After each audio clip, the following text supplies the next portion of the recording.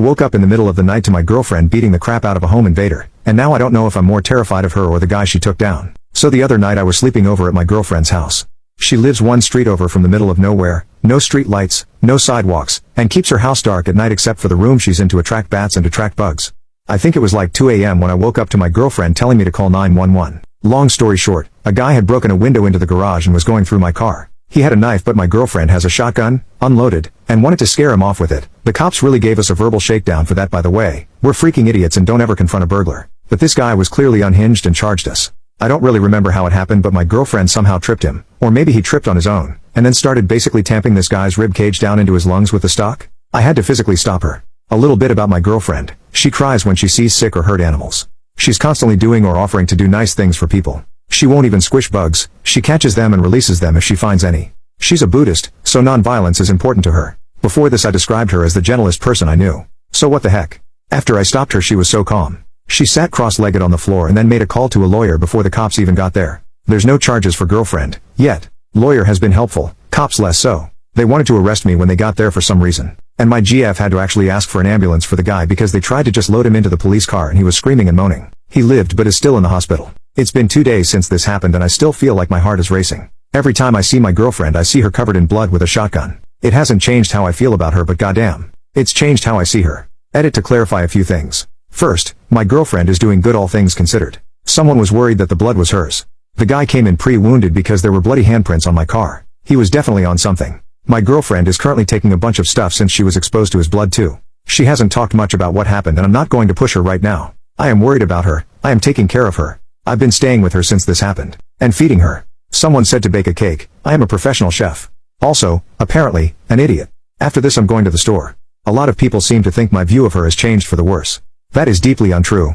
Rereading my post I realize I made it sound that way, so that's my fault. It's still pretty fresh in my mind and I'm processing things on the go. I was just having difficulty reconciling this new view of her with who I thought she was before, but I realize now that she hasn't changed. I just learned more about her. And what I learned is that she's a certified badass, to quote many of you in the comments.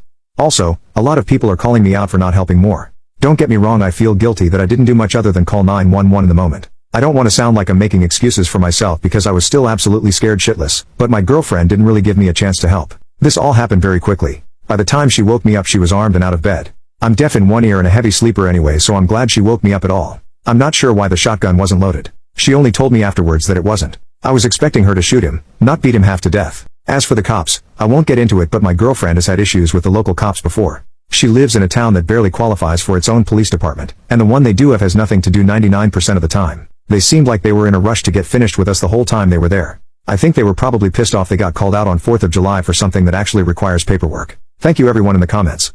I've read every single one of them so far. There's a lot of good advice there and a good amount of deserved criticism that I'm open to. How else do you improve? Relevant comments, about seeing her differently. OP, I do see her differently, but I still love her. I'm just having trouble reconciling my previous view of her with this one. She's always been very confident and I feel very safe with her. I think I feel safer with her now. And to the person who said I felt emasculated, rereading this post I see what you mean. I did feel useless in the moment. I wish I had done more and I still kind of blame myself for letting her do that even though I know it's illogical. I'm working through it. We both are, but honestly my girlfriend seemed to have it handled and I'm more than willing to let her protect me. We get that excuse me he said no pickles meme from like 75% of the people who meet us. More on feeling emasculated. OP, I think you're right that this is a part of it. It's something I'm going to have to work through. I don't really feel like as the man I should have been the one to take this guy down, but I'm hearing that from family and friends already and stupidly letting it get to me. Something to discuss at my emergency therapy appointment next week. Commenter number 1. Testicles can, in fact, be ruptured if they are crushed.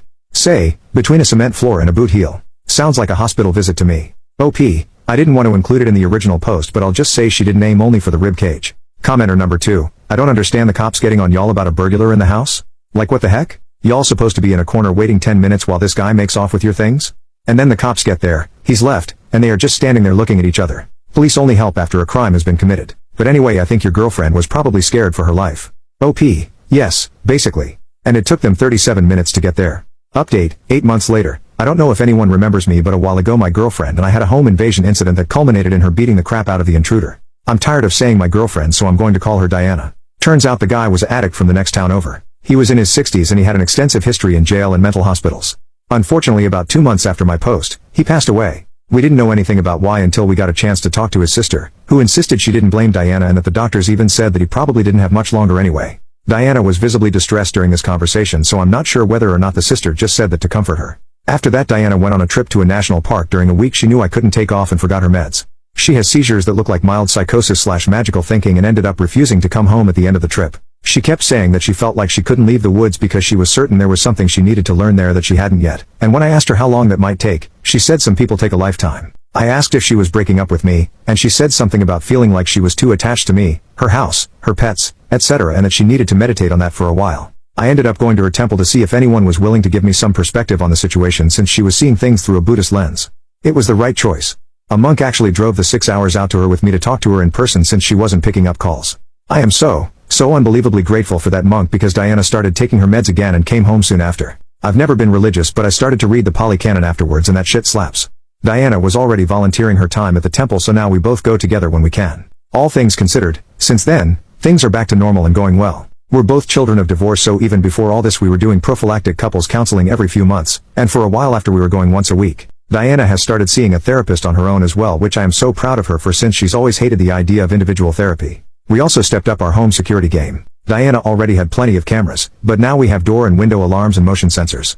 I also convinced Diana to get another dog, so now we have a 75-pound puppy. I know a lot of people were rooting for us to get married, but that's not going to happen. Legal marriage isn't something that interests us and it never has, but we did buy each other rings, and it's been a great comfort to have something physical to remind me of her on my person all the time. We're also considering having a small commitment ceremony next fall. Thanks again for all the feedback on my previous post.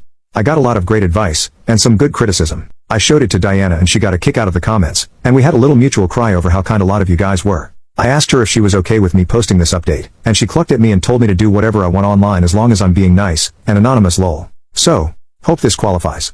Some of OP's comments. Commenter, only a matter of time until her next mental breakdown. Doesn't sound like she took any responsibility for it. Did you even get an apology and an admittance of wrongdoing? OP, I wouldn't call it a mental breakdown. She has temporal epilepsy and forgot to take her meds with her on her trip. As I said in the post, her seizures resemble psychosis. But yes, she acknowledged that she made a series of selfish decisions that week, including not going back for her meds. She was struggling with causing someone's death and did it as a form of self-harm. That's why I asked her to go to individual therapy. She has serious issues asking for help, so that's what we're working on in couples counseling. To be honest, both of us are working on it. I hated having to go to her temple to ask for help because I have the same issue.